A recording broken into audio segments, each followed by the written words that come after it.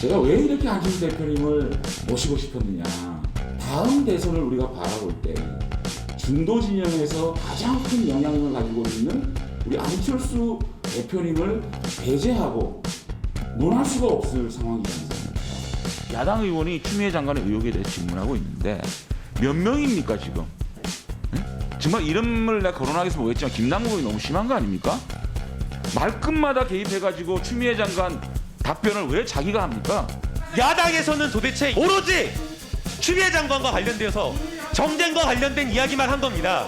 장제원 의원님 왜 반말하면서 자, 발언 계속해서 제가 검경 수사권 조정에 대해서 말씀드리겠습니다.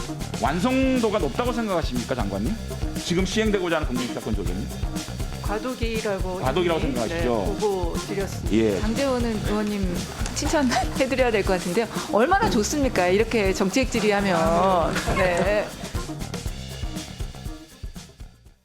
예, 오랜만에 웃었습니다. 뉴스와이드 오늘 초대 손님 국민의힘 장제원 의원 모셨습니다. 어서 오십시오. 아유, 불러주셔서 감사드립니다. 여당 의원들한테 칭찬도 받으시고. 어제 추미애 장관은 행안위로 가시면 더 잘할 것 아니, 이제 같다고. 검경 수사권 조정에 대한 문제점 예. 그런 부분들에 대해서 정책 질의를 하니까 추미애 장관께서 저희 야당 의원의 질의에 대해서 그렇게 좀 이렇게 반박을 하시던 분이 웃으시면서 제 그 의견에 대해서 동의를 하시더라고요. 그러면서 자치경찰제에 대해서 제가 주장을 하니까 행안위에 가서 좀 도와주시면 안 됩니까? 그래요. 그래서 제가 뭐라 그랬냐면 장관님이 법무부 장관 계속 하시면 제가 법사위에 계속 있겠습니다. 떠날 일이 없을 거다. 그러니까 또 장관님께서 웃으시고 예. 또 우리 사회를 보시던 우리 윤호중 위원장께서 좋은 질을 하셨다고 칭찬해 주시고 또 민주당의 법사위 간사 김혜련 백혜련 의원마저도 예. 또 칭찬해 주셔가지고 좀 놀랐습니다.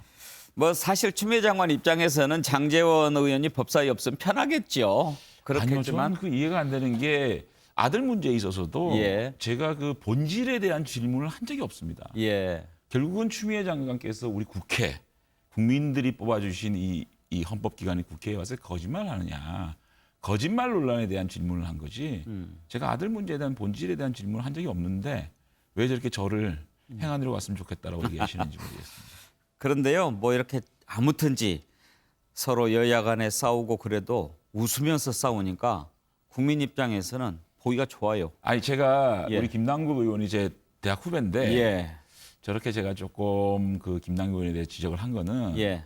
21대 국회 법사위 시작하면서 우리 초선 의원이신 전주혜 의원님이나 조수진 의원의 그 발언에 대해서 김남국 의원이 너무 중간에 끼어들어서 방해를 해서 제가 착심을 한번 했어요. 예. 이거는 한번 우리 국감 시작할 때 한번 내가 좀 말려야 되겠다 예. 해서 제가 좀 했는데 제 제가- 기억에는요, 예. 장제원 의원께서도 초선 때 김남국 의원과 자주 싸움닭이었던 것 그래서 같아요. 제가 초선 의원 때 마음으로 잘 김남국 가르쳐 주세요. 의원께 제가 좀 이렇게 충고를 한 거죠.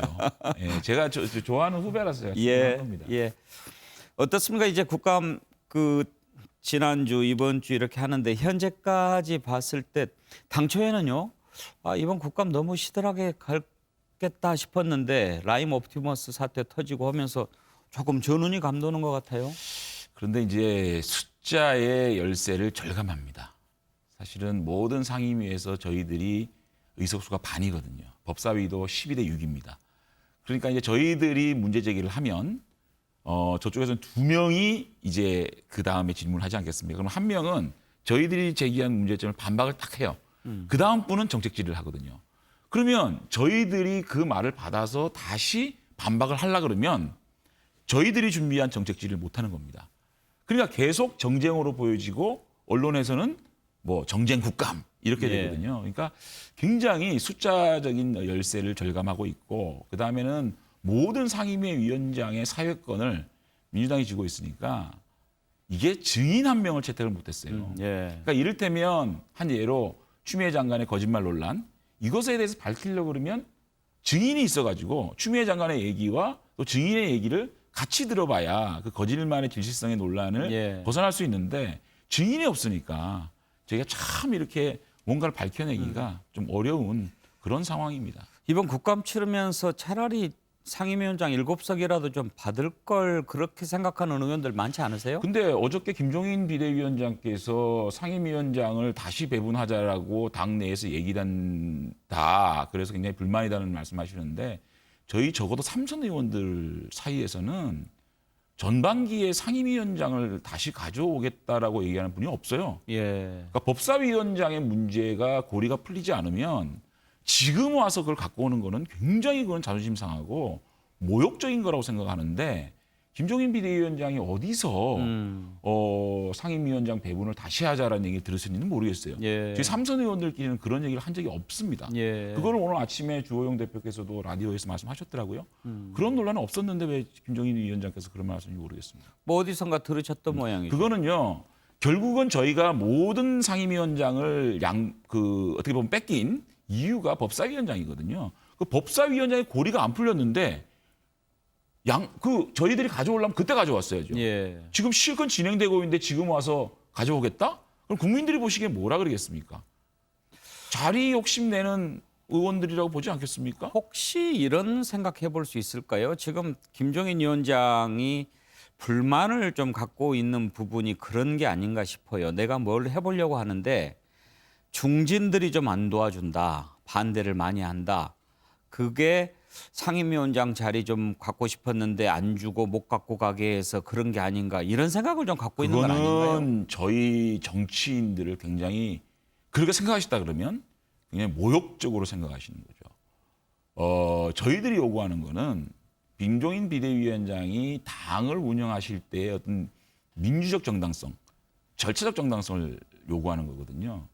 김종인 비대위원장이 뭘 하고 싶으시다. 그러면 그런 것들을 공론화하는 과정이 있어야 됩니다. 이를테면 정강 정책의 기본소득을 1번의 순위에 올린다든가 당명을 바꾼다든가 또 당색을 바꾼다든가 이런 일련의 절차를 보면 위원장께서 전횡을 하고 있다라고밖에 느끼지 예. 못하거든요.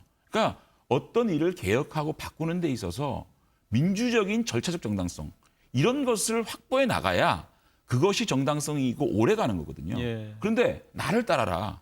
이렇게 하면 우리는 주인이었는데 객이네? 예. 이런 생각이 들면 마음이 떠나게 되지 않습니까? 정치는 마음을 얻는 과정이거든요.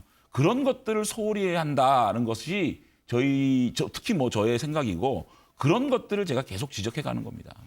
그런데 이번에 그 유일호 전 부총리 재보선 준비위원장 했다가 사흘 만에 바꿨죠. 그리고 또 지난번에는 여의도 연구원장인가?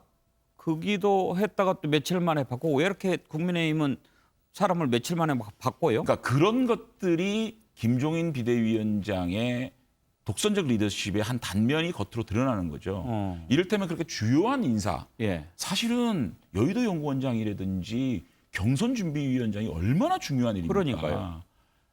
내년에 있을 서울시장 선거는 어떻게 보면 우리 당에 비추는 한 줄기 빛인데 그 보궐선거의 경선을 준비하는 위원장은 적어도 비대위원회에서 털어놓고 이러이러한 분들이 있는데 어떻게 생각하느냐라는 공론의 장이 만들어져야 되는데 본인이 생각하는 것이 언론에 나갔어요.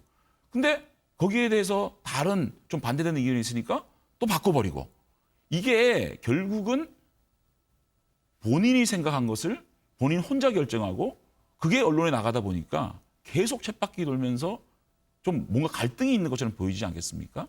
중요한 일에 대해서는요. 많은 분들의 중지를 모아서 결정하는 것이 예.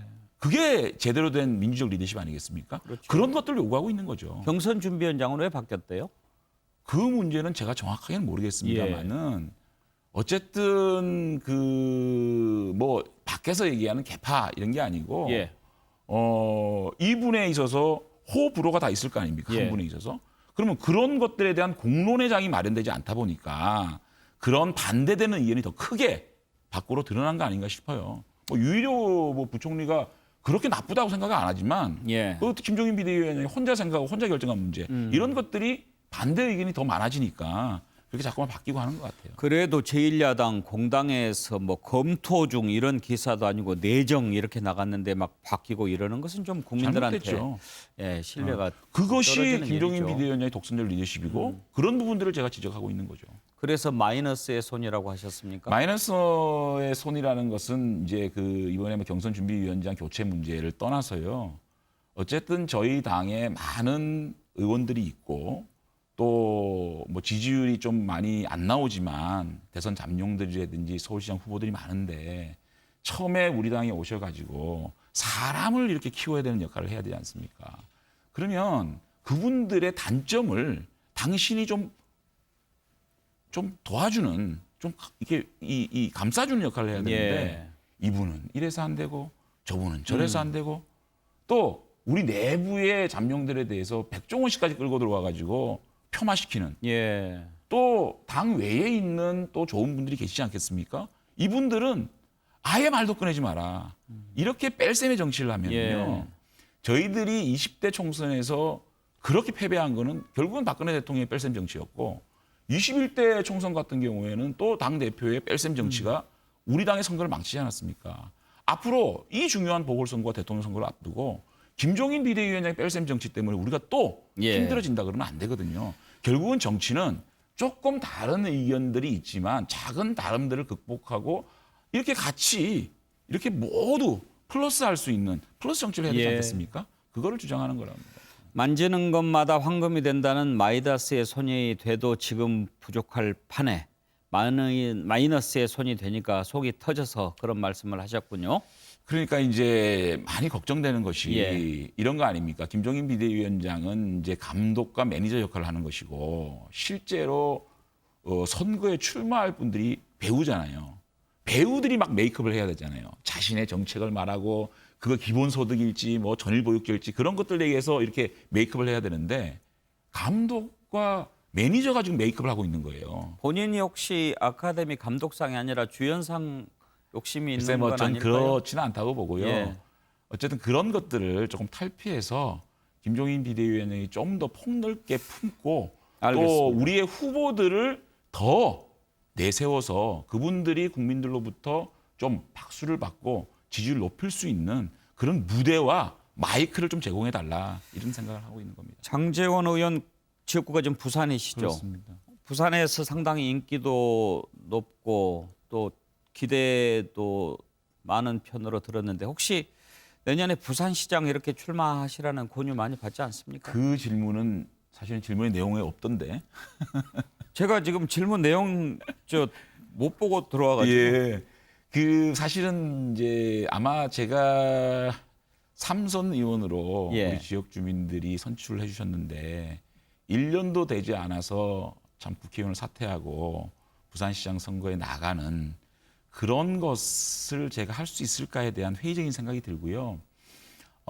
부산시장 선거는 그래도 부산 시민들이 우리 당에 대해서 우호적인 생각을 가지시고 또 아마 본선에서 이길 가능성이 더 높지 않겠습니까? 그런데 제가 국회의원직을 포기하고 부산시장으로 나가면 이제 많은 시민들이 과연 그것을 희생으로 보시지 않고 오히려 자리 욕심으로 또 볼 수도 있지 않습니까? 그래서 제가 그 어떤 그 허들이라 그래야 됩니까? 그것을 넘지 못할 것 같습니다. 예. 제 스스로 판단할 때. 그리고 지금 뭐 일부 지역 언론에서 여론조사가 나오고 있는데 예. 뭐 9%, 뭐 9.5% 이렇게 나오더라고요, 제가. 그래서 이 지지율을 현재 출마를 선언한 분들이 가져갈 지지율일 텐데 오히려 제가 맡고 있는 거 아닌가라는 예. 생각이 들어서 불출마 선언을 해야 되느냐는 고민도 하는데 생각해 보십시오. 출마 선언도 하는데 무슨 불출마 선언을 합니까? 그래서 그렇긴 제가 하네요. 이거는 제가 예. 좀 어떻게 해야 되나 예. 지금 망설이고 있는 입장입니다. 그리고 김무성 제가 전- 예.